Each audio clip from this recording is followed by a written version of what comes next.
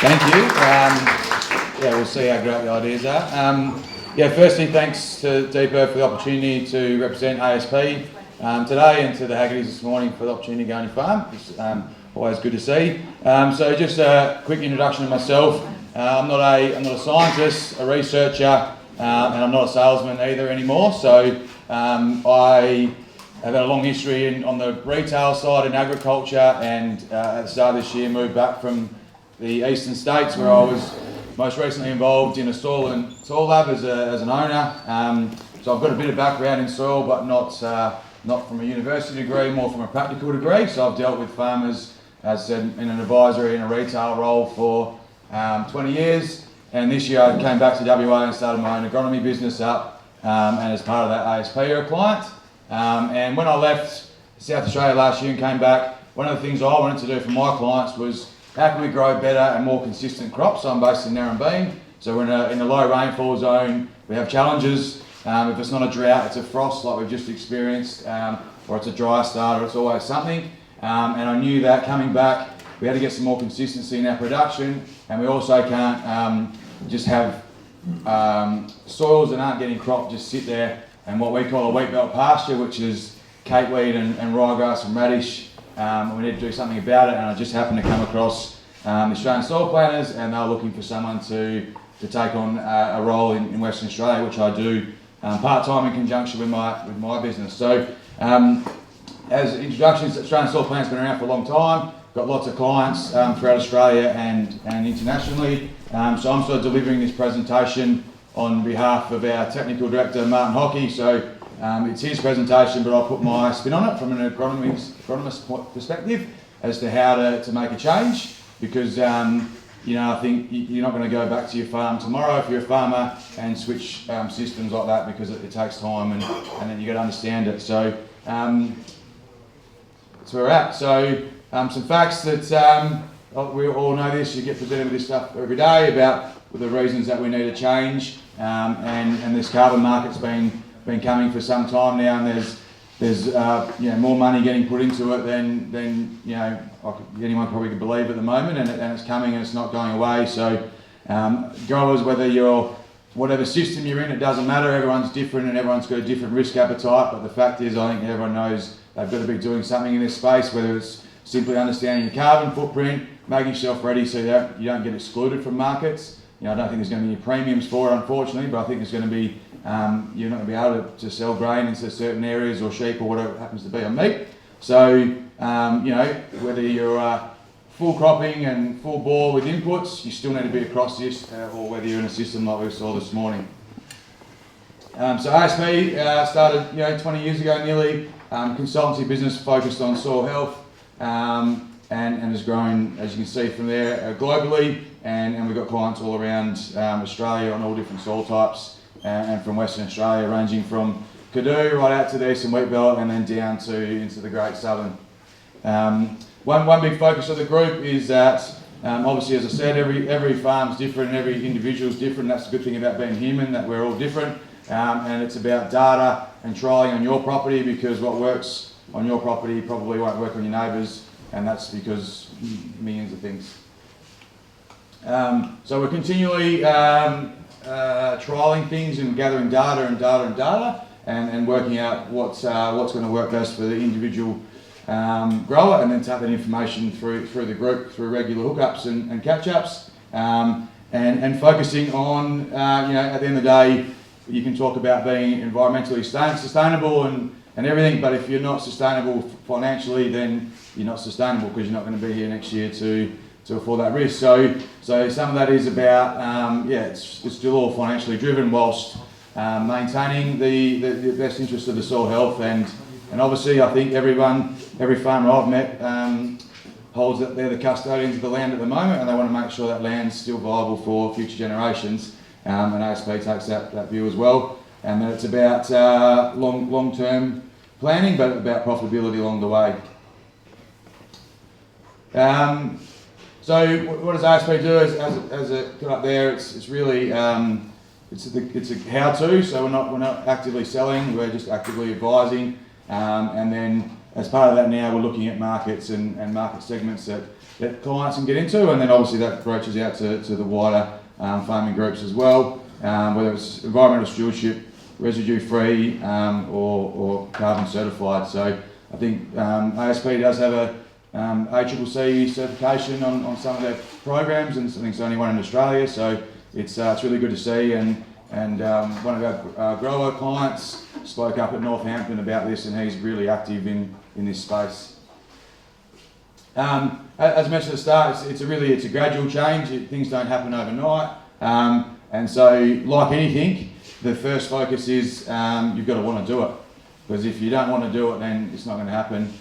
So you've got to want to do it, and that comes from the grower, and then you've got to engage whoever your trusted advisors are within your farming business to be on board with that. And then we get to work on some easy wins, reducing costs, reducing risk, and everyone has a different risk appetite. Some people don't like going to the casino, some people do. Some people can sleep at night when they've got massive crop out there with the frost coming. Some people are driving around hoping it goes away, and that's just different people's risks. So we work with growers on that and work out what their risk appetite is, and then start focusing on improving the efficiencies throughout the system, through the soil health, maintaining good agronomy along the way. You can't switch that off straight away. You've got to go through, as we saw this morning, chemicals still have a part to play. It's just trying to reduce them. And obviously a lot of trialling. I should have changed that instead of trailing, but trialling on farm before you implement something. So gather the data for yourself first, and then we move forward with that grower. So what do we deal with? And it's like any farming system, I suppose. We look holistically. It's not just cropping. It's not just livestock. It's not just cereals. It's everything that happens on the farm. And starting with soil health. A lot of work, as I mentioned, my interest was in the cover and fodder crops, so making sure that we've got something growing more times of the year than we don't.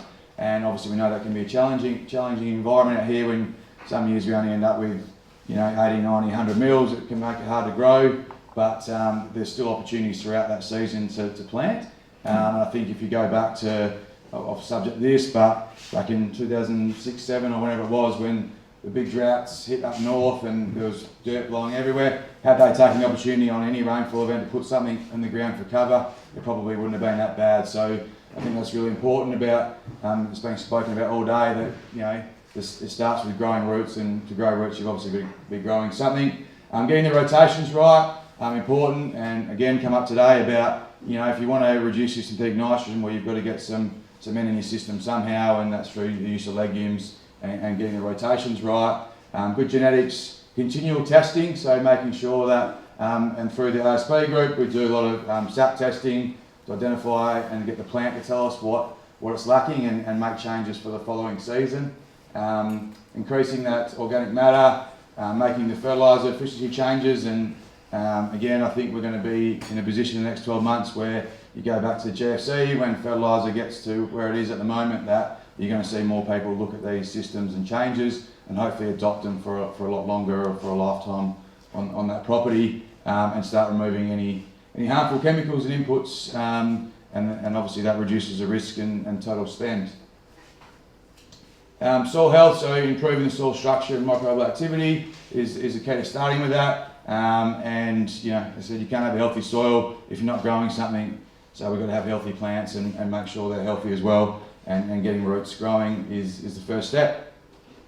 So it's got some photos now just of the differences, and I suppose a bit of a change. I come from a pretty conventional grower standard practice agronomy background, and to be honest still am, but I'm looking at this system, and a lot of times I've seen plenty of big crops with massive roots, and they don't yield as well as the neighbours, but that's again a very short-term view of what's making money this year, and we've probably never followed it through to see what happens in the following years, and that's been the benefit of the cover crops. We're seeing responses to the following cereal crops, and actually looking beyond that one season. So it's good to see, but it all starts from here, and you can see that looks like where someone's ripped out a big tillage radish plant there that was pretty heavily used throughout our system as a cover crop, and promoting obviously just pathways for roots to get down, potentially beyond compacted or arid soil zone and get through, and generally something is moisture underneath and more nutrients. So root maps again, we use and have made up some seed treatments that go on to help stimulate that early root growth and get the plant going. We do notice that early plants that might look 2-3 leaf on top, when you dig them up, they've got really strong and healthy root systems and got going a lot earlier than, say, even some of my clients who are using high rates of synthetic fertilisers to get that going. So again, what else have we got on there? Yeah, so that's growing roots, which we've gone through, and that's what we want. There's an example of an early crop up and away, but it's got a really strong root system. So when a season like this that we're experiencing now, where it was so good at the start, and I wouldn't have thought 4 or 5 weeks ago I'd be saying, when's the next rain going to come? But we are now, and crops that have got their roots down into the moisture are certainly going to hang on and get through this period at the moment. Then some of the crops that are set up really massively, had a heap of nitrogen applied and are looking like they're going to fall over at the moment. Again, more photos, and you saw it this morning, as much as how well the soil's holding to the roots. When you pull some plants out, there's nothing there. These are really hanging on, and that's part of the whole system and the approach of the group. Again, some more seedling photos.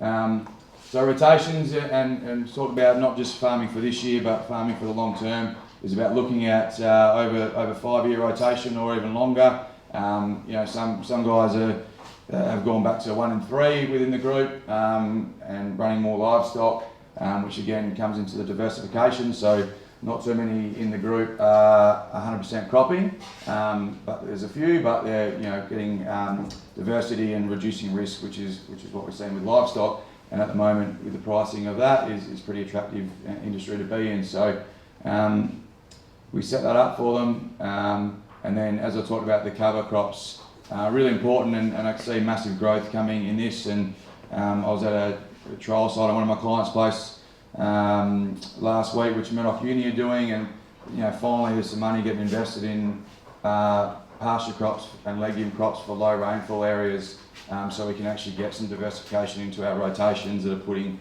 the good stuff back in the ground, putting nitrogen back in the ground.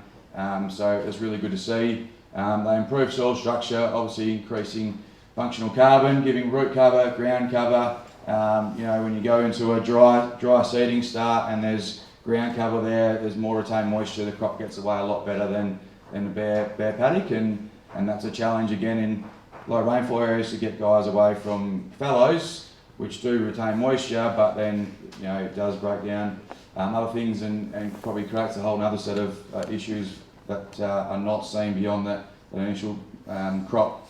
And then obviously having a good rotations helps manage weeds and reducing chemical applications within the cash crop. As I just mentioned, there's a definite impact on the bottom line the following year after a cover crop, and profitability is what we're aiming for as well.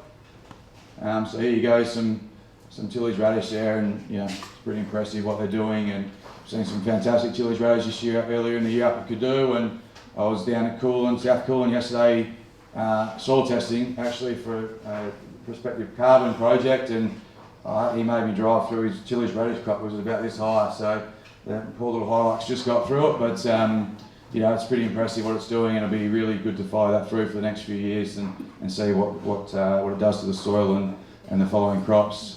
So there you go there. It's pretty impressive.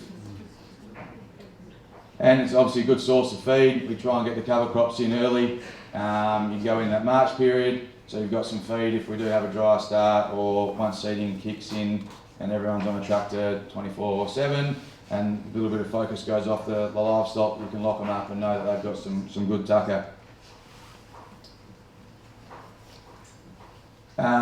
It's things I'm learning about. As I said, I'm not didn't go to uni or anything like that, or do anything about biology, but learning about soluble calcium to grow the roots, and obviously there's some things that I've touched on today about stronger plants with more soluble calcium, potentially healthier and not as affected by environmental effects, such as maybe just slightly better tolerance to frost, although you get a frost for 8 hours at -5 and it's going to frost everything. So there's little things that you can do within the system. Obviously root growth, I'm not even going to talk about rhizosphere because I'm out of my depth just saying the word, and then obviously you're converting nitrates and things like that. So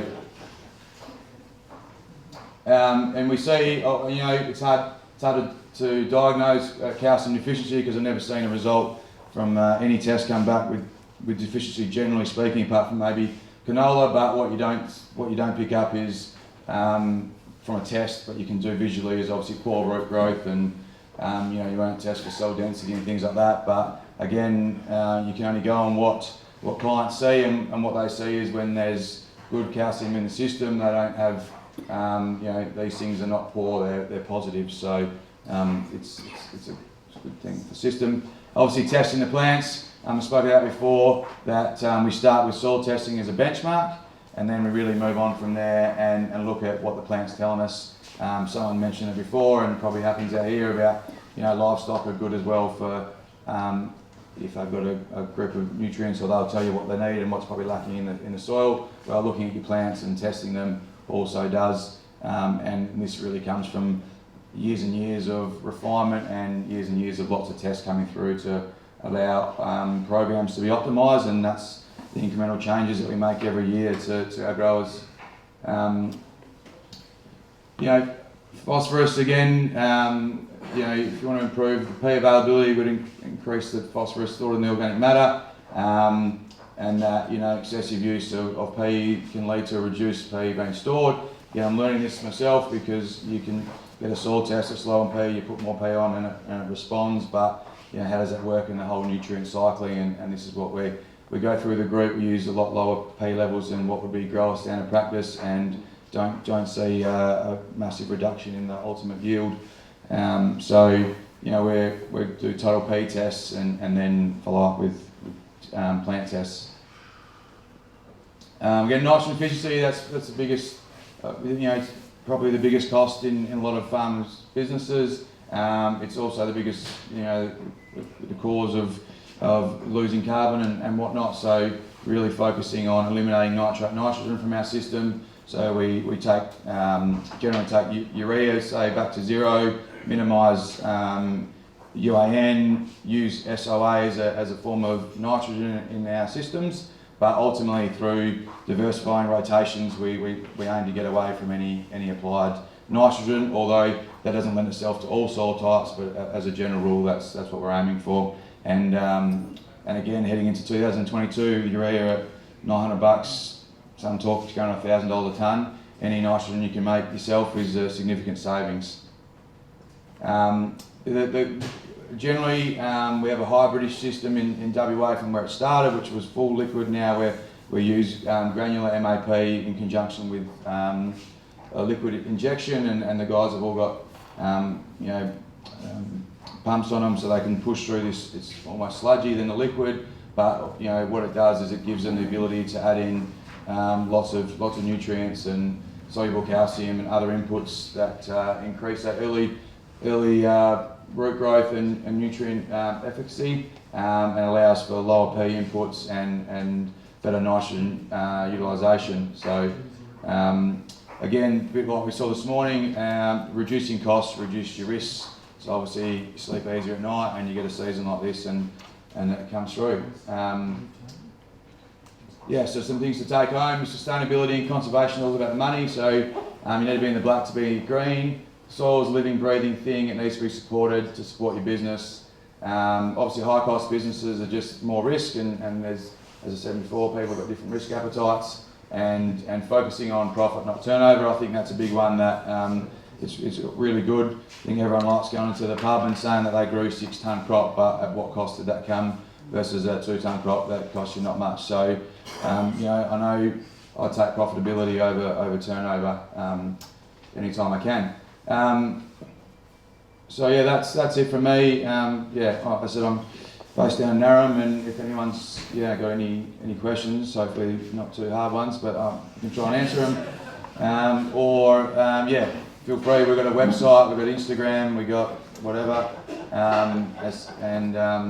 Yeah, if you want to reach out and have a chat about it or be part of, we have some sessions throughout the year which we open up outside of the group, then yeah, feel free to come in and have a listen and might learn something or come on board, and you know, there's many different systems out there that are all ultimately trying to achieve the same goal, and AASP is just one of them. So thank you.